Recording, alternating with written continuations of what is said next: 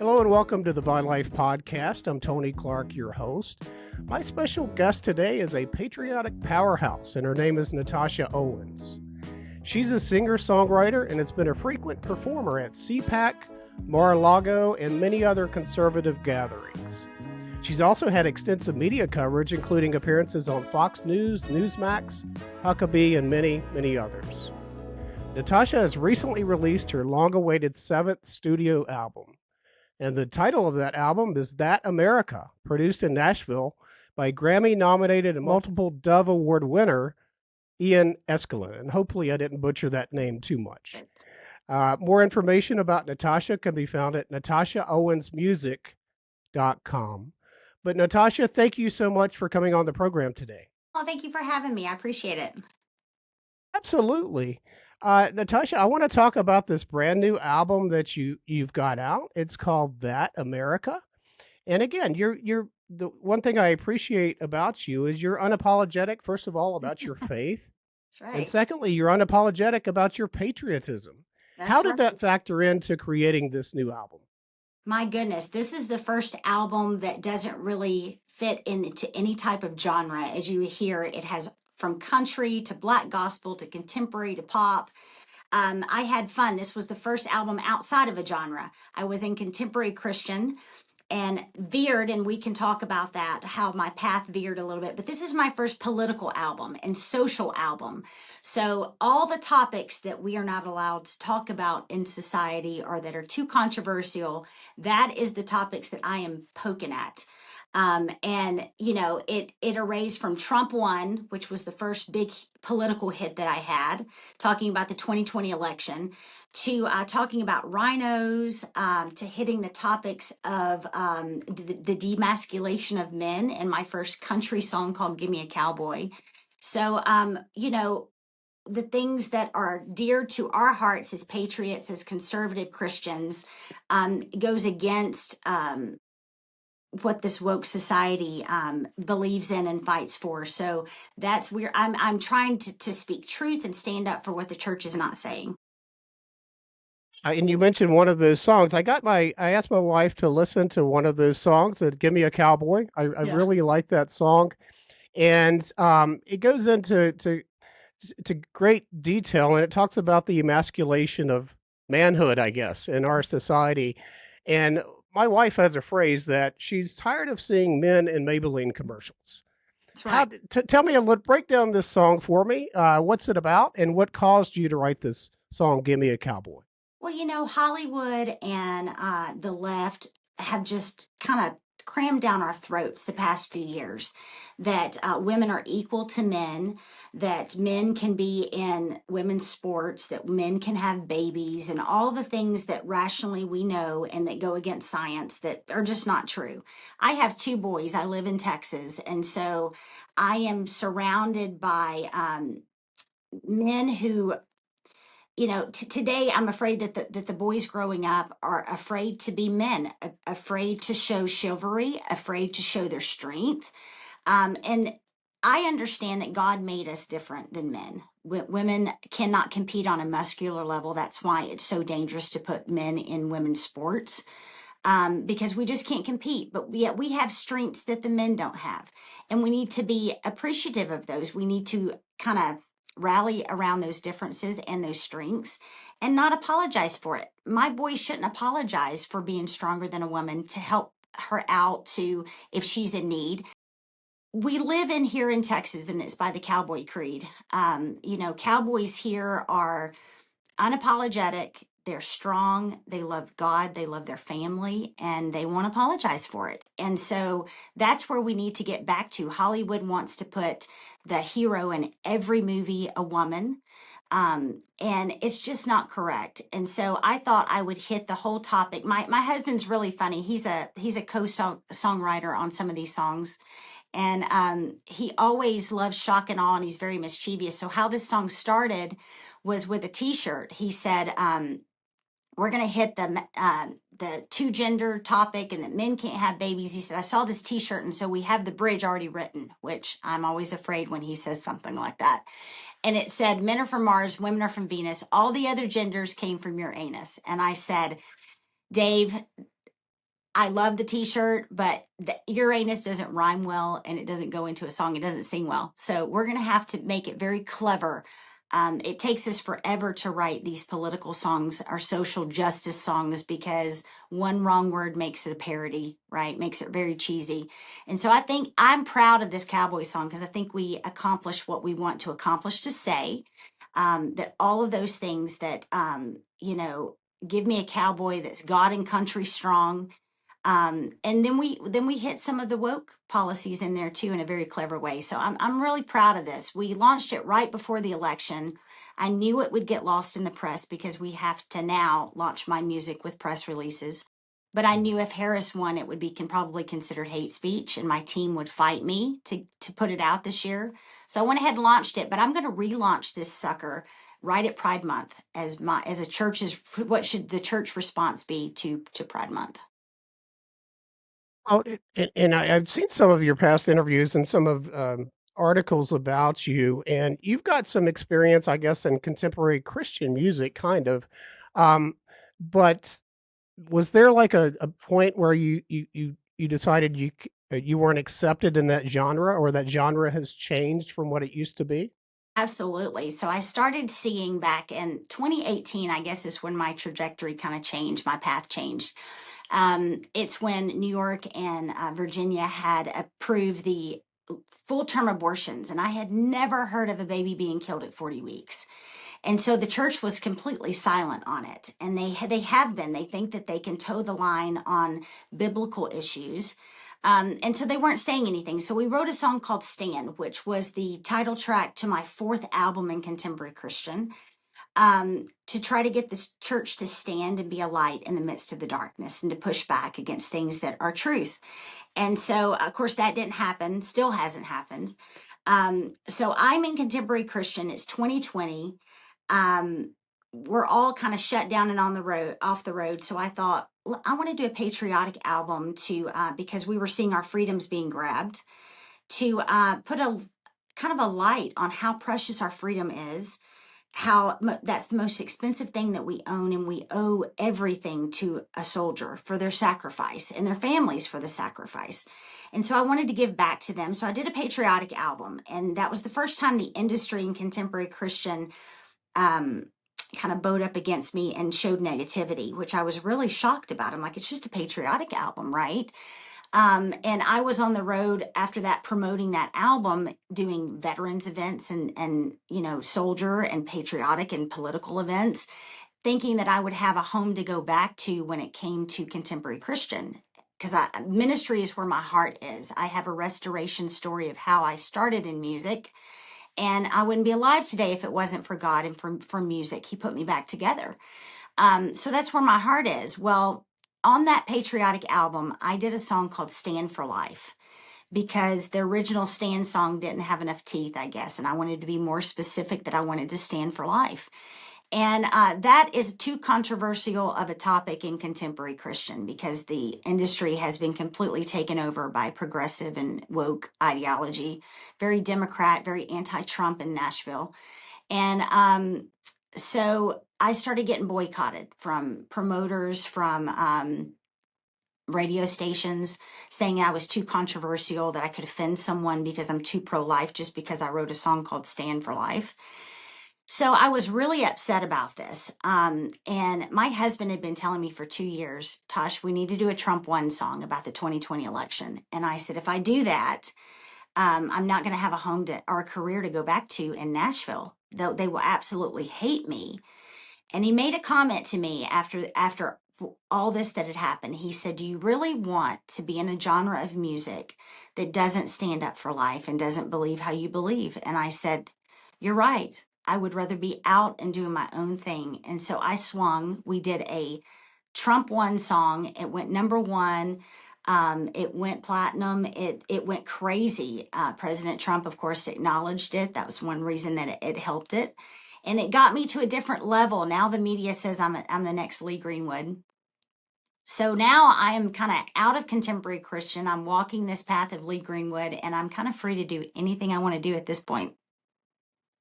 Wow, that's quite a journey, and I can speak freely on it because I'm not getting paid. This is just something I do as a hobby, but Um, it's just sad that something with a label of Christian in it, you can't mention that you're for an innocent child in the mother's womb. Right. How far have we gone where you're controversial if you believe that the child has a right to life? We have Because compromised. We have compromised our beliefs. We have settled that if we just show tolerance and not stand up. And I've heard so many preachers say, I can't talk about politics. And I'm like, well, first of all, you can. If you just preach the Bible these days, it's so controversial. You're preaching politics, right? Because we have veered into what is right and what is wrong in the Bible. And Christians have to understand that they can't be tolerant. Jesus always spoke the truth, always. And it says in the scripture that speaking truth is showing love. And so we can do that with showing love, but we can't be quiet on things such as the murder of innocent babies. We just can't. and I think how far we've come. I think there's an old Phil Keaggy song. I think the title is "Who Will Stand Up for the Little Ones." Yeah. It's all about protecting that child and who's going to stand up. And I guess that song was once accepted in that genre, but if you were to bring that song back today, it would be like you would find a similar experience like you've experienced, I guess. And Right. how crazy. And the Gimme the Cowboy, we tried to service it to country radio stations because country is a little bit more conservative in the market than Christian is in Nashville. And they told me, we love the song. We think our fans would absolutely go crazy over it, but it's too controversial because I'm saying that there's a place between a man and a woman and the nuclear family of how God made us. That's too controversial in country music these days. So I'm having to go around, and hopefully when we relaunch it, we can get it into the hands of the country music fans and make it a success. Tasha, I'm curious, since you've had to come out, I guess, of that style of music in a way, um, what kind of what kind of acceptance, what kind of reception have you received from the general public that seems to be really intrigued in your music? What type of reception are you receiving? So the public, they just want people to speak truth to them, no matter how bad it is, no matter how controversial it is. Just shoot it straight and put a light on truth. So they are rallying around me, the public, the both from and of course I've lost some Christian fans that either hate President Trump. Now that I'm aligned with President Trump with music and with events and pictures and so forth, I have gained so many more fans that were country music, that were pop and rock, that had never really listened to Christian music. And I love bringing Christianity to a world that wouldn't normally seek it out. I love that. That I think that's truly what the Bible means about the church being a light outside of the four walls of a church building. So I love that. But the industries are still knocking me down. And it's so funny. Once I veered into politics, the conservative right and regular Republicans they're just like the Christians. They're very afraid. And when something comes too controversial, they don't want to touch it with a 10-foot pole. So here I thought that doing the Trump one song, doing other political songs that were going number one on the charts, that the people are backing me, but the Republican causes, suddenly I was getting fired and off of events, or the events that I were allowed to sing at, I wasn't allowed to sing songs like Trump one, too controversial.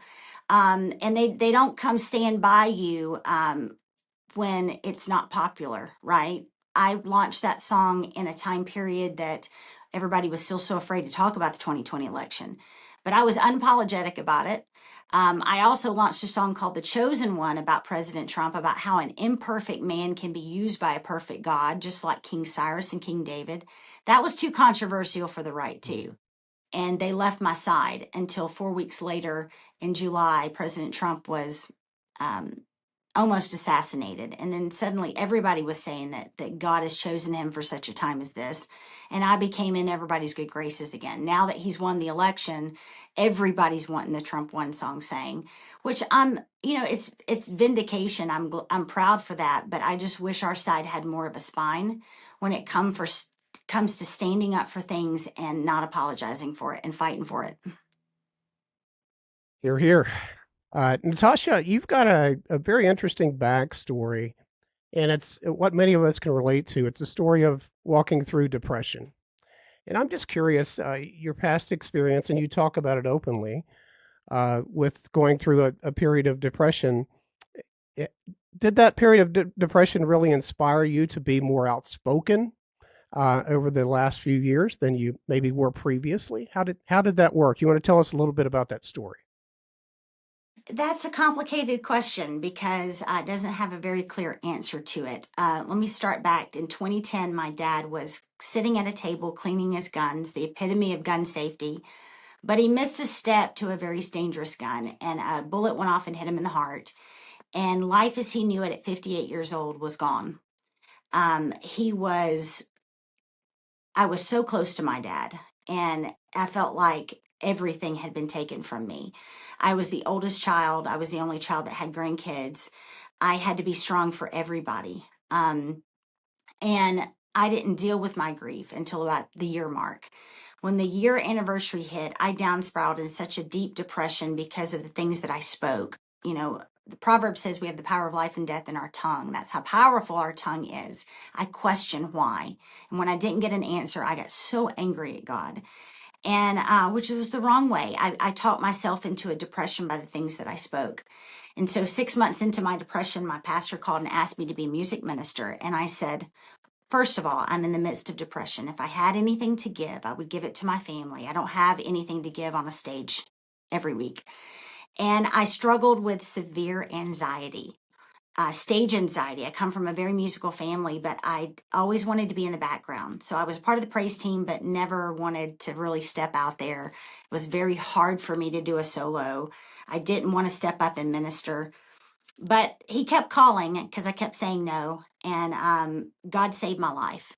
And it was the hardest thing I said yes to. I wasn't qualified for it. I had to get over depression and severe anxiety. I couldn't even speak in front of people publicly. Um, God has brought me such a long way. And that my story of going into professional singing was backwards. It was something I really didn't want, but God illuminated a path and had my dad in the details of everything. If I told you my full story, it would absolutely blow your mind. So I had to get over that anxiety. So going through depression probably didn't make me more vocal. Um, I was very vocal in the fact it gave me strength to tell people that God can put them back together and that God never leaves them, and try to give them tips to help them make their situation better and not worse, like controlling your tongue, controlling your thoughts, and reaching out to people that society and the church had given up on, the homeless people, the drug addictions, alcohol addictions. When we can't numb our pain, everything leads to suicide. So that's where my heartbeat was in contemporary Christian. um, so yeah, that probably made me very vocal about that. But going through COVID and seeing that how my neighbors, friends, and family were begging the government to take away their freedom for a false sense of security, and my dad was so brave and so outspoken and so unapologetic that through that whole process, God gave me the strength to stand up, to speak publicly, and to fight these battles and be a warrior to people who um, don't have enough strength or feel like they don't have enough strength. Through contemporary Christian, my whole walk, my whole career in that genre was another chapter of my recovery. Every time I did an album and I didn't realize it, from making it through a trial, our first album was I Made It Through, to We Will Rise, rising above it, to being a warrior in Christ, to truly standing in Christ. So those were the 4 chapters of my recovery. And just when I thought I had learned everything, God would bring me on another path. Um, I guess that answered your question. I mean, it's a combination of the past 15 years that has made me a fighter. Sasha, I'm curious. Maybe there's somebody listening to this podcast or watching the video podcast, and maybe they're involved in the same organization or genre that you were involved in. and they're struggling with the same things. They want to speak out of about what they truly believe, um, but they can't. They're stifled. What advice do you have any advice for those folks that are struggling that may be in the same spot that you were a few years back? You know, it's was so hard and it was such a process. A lot of these singers are so bound by their contracts and by their record labels that they can't be outspoken, or they will feel that they lose their entire livelihood. You know, we own our own businesses, and music was not necessarily a career for me, it was a ministry. And so it was easier for me to stand up because I knew I had a safety net of what was really funding my life, right? Um, so it was easy for me to be more brave. I get it. At the end of the day, you have to live with yourself. And especially if you have kids, I came to the conclusion that I can't be silent about biblical things. I can't be silent about political things. I have to, if I stand up and yell and give one person strength that gives many people strength, then it's worth it. And I just had a hard time looking at my kids in the face saying that I have the power, I have the microphone, I have the platform to do something about this, and I'm not fighting. And so I hope that, you know, if you feel trapped, you have to get to the place where you can turn away and say, if I lose everything, God is going to make a pathway. And I'll just tell you, He made a platform that was so much bigger than what I had in contemporary Christian. Um, I have been able to do things in the past few years that, I mean, I need to write a book. Unbelievable historic things that I would have never been if I would have kept in that genre and been miserable at being silent. It's worth it. It's scary, but it's worth it. You just have to have a little bit of faith to know that when you jump off that cliff, that God is either going to teach you how to fly or He's going to catch you. And once you get to that place, do it. Don't look back and don't apologize for it. Wow, amazing advice. And you talk about some of those things that you've experienced recently that you never would have dreamed about. What were some of those? What have you been involved in recently that the audience doesn't know about? My goodness. So, President Trump's favorite song is Trump One. He plays it every time he gets on his plane. Mar-a-Lago. He loves the Gimme the Cowboy song too.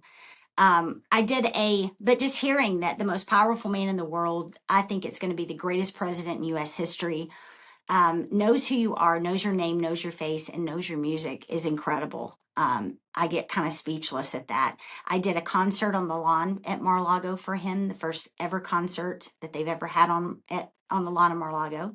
That was cool. I met President Bukele of El Salvador last year, and he was a big fan of the Trump One song. So we got an invitation through the embassy to his second inauguration, and he rolled out the red carpet to us. I mean, it was amazing to be acknowledged by another world leader. Well, then I met President Milei of Argentina back in December at Mar-a-Lago. I sang there, and he said, "I have a big event coming up. Will you come sing?" Well, when I said yes to Argentina, I didn't realize the geography was a 14-hour flight, right? So we went down there, and I decided last minute to take the Trump One song. We rewrote it for Milei and put Milei One, and you know it. He's a very Trump-like candidate, and this is a movement of we the people against the elite around the world. It's bigger than Trump. But if you notice, all of these world leaders that are getting into power are doing their thumbs up in their pictures, just like President Trump. They're using his taglines like "Make Argentina, make El Salvador great again." And I started something which was is kind of cool by taking that Trump One song and making Milei his own Trump One song, which he went bananas over. We had to record it and we're putting it on radio there. Now all of these world leaders from El Salvador to Peru to Chile to Bolsonaro in Brazil to Eduardo in Mexico to Orban in Hungary. They're standing in line wanting their own Trump One song. And when we're able to write these for them, I am able to come sing it directly to the presidents and meet them and hear how much they love it and thank you for the song. So I would have never, ever experienced that in contemporary Christian. Or, I've been out on the road with like Toby Keith before he passed away. Some of these country artists, John Rich, I would have never been able to do that, I don't think, at my level in Christian music. Um, I mean, I have sang at so many things. I can't tell you how many things I've sang at that would just blow your mind. I mean, I need to start writing them down. The past 3 years have been a blur. But it's been amazing to see President Trump in a room and him light up and say, "Hey, Tosh, how are you doing?" It's just incredible to me. God has blessed me to do things and on platforms that I don't deserve, but I do appreciate it, every moment of it. One of the things that you just said there that I appreciate is that God gave you those opportunities, and you're acknowledging that God opened those Yeah, doors, and that's true. That's fantastic. it is. Um, Natasha, about this album, apparently you've got it's not only a collector's edition with a full album, but it's also got QR codes directly going to videos. Is that correct? You want to That's explain that? correct. So we have taken a handful of these songs, 6 or 7 of them, and we've done music videos to them, and they're on YouTube. And so I just think it's very powerful to have a visual. It makes the song come to life a lot of times. And That America is the title track. We haven't we launched that too late. It was done too late. I wanted to make a difference and motivate the Christians, kind of with a dystopian future of a song of a girl in the future looking back I miss that America that we used to live in, because I wanted to kind of wake up the Christians, wake up the ones that don't vote. 65 million evangelicals aren't registered to vote. And kind of this is going to be our future if President Trump doesn't get in. But we didn't make that visual quick enough. But the other songs, I have music videos to Trump One, "Gimme a Cowboy," the Rhino Party People song, the Chosen One. And so when you look in that album, you can click on that QR code and it goes directly to the YouTube video. Oh, that's pretty amazing, and I definitely checked out some of those videos. Very high quality, very high production value as well. Natasha, what you got coming up? What in terms of your schedule? Where are you performing at? Do you want to mention anything in the near future about where you're going? Yeah, so we are I've got a lot of, I used to tour for his concert runs, 3 months at a time, whatever. I don't do so much that anymore. I have a lot of I call them onesie twosies. I've got Mar-a-Lago, I've got a lot of these GOP, they have these Lincoln and Reagan galas every single year. So I'm singing at a bunch of those. And then we are putting together a tour. So Southern gospel is another genre of Christian music. It's more of the country quartets where the Gaithers are from. They are very conservative and they are very pro-Trump, and so they have been kind of whining and dining me a little bit, wanting me to. Some have been wanting me to go into that genre. There's not a lot of solo artists in that genre. They're all groups. And so, not a lot of women solo artists in that genre. And so, it's turning a little bit more contemporary in the sound of it.